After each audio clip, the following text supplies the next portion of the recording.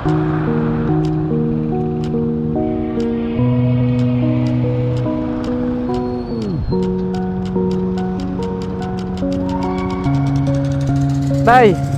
magkano saging nyo? 10 ang kilo. 10 ang ano po? 10 ang isang ganyan.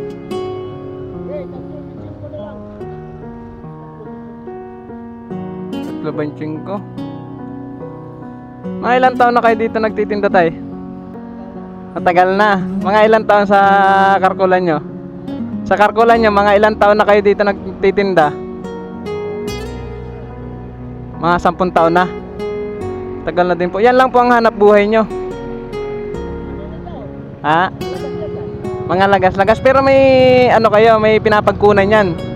Pero may pinapagkunan yan. Ibig sabihin yung binebenta dyan, ano lang, pang budget nyo lang.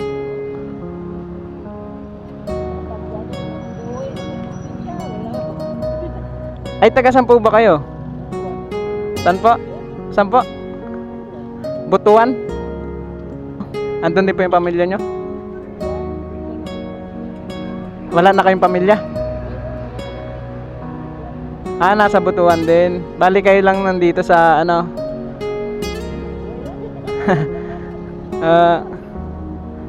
Ay, ilan po ang anak nyo? Ilan pong binubuhay nyong anak? Ha?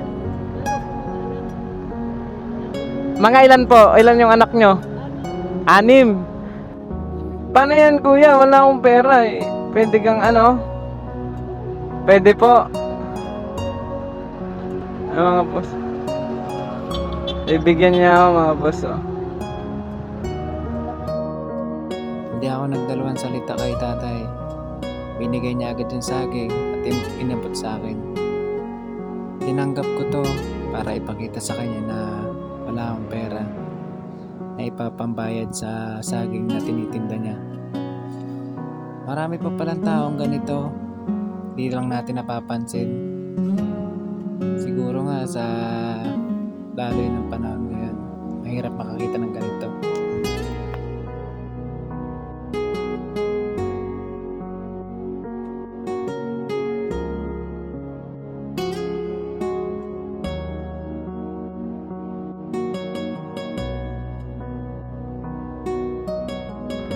Yung mga apo nyo. Bali, saan po kayo nakatira? Ha? Dito po, sa may dulo, doon do? Oh. Ay, napasok na din po yung mga yan. Napasok na din po yung mga yan. Ano po yan? Yung kinikita nyo dyan, sumasapat dyan sa 3 apo nyo po?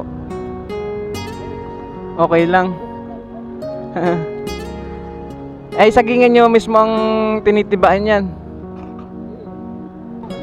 Ah, sa Manila. Bali, may pinapagkunan kayo or binibigyan kayo?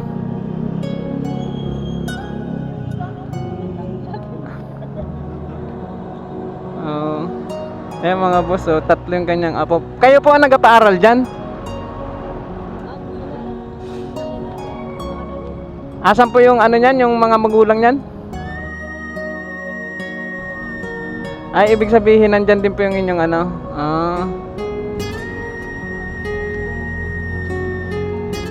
Hindi, kuya, inaano ko lang kayo. Hindi ko inaano kayo. Hindi, ako magbibigay sa inyo. Ako magbibigay. Ito po yung konting tulong ko.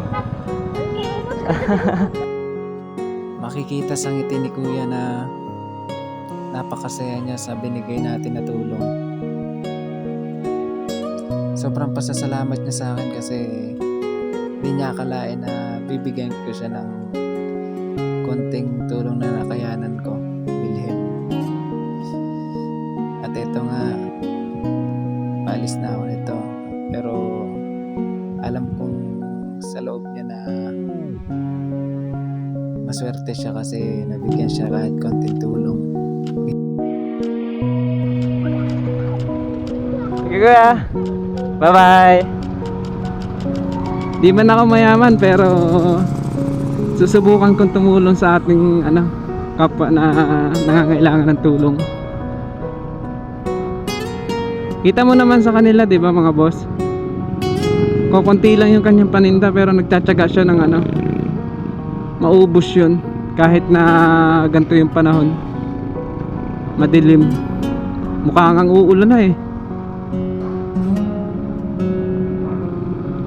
Mamaya mga boss, yung isa babalikan natin. Hindi ko makakita doon sa pinagkakitaan ko nung gabi eh, kasi pauwi na ako nun. Na daanan ko lang na nagkakalkal ng basura. Putang.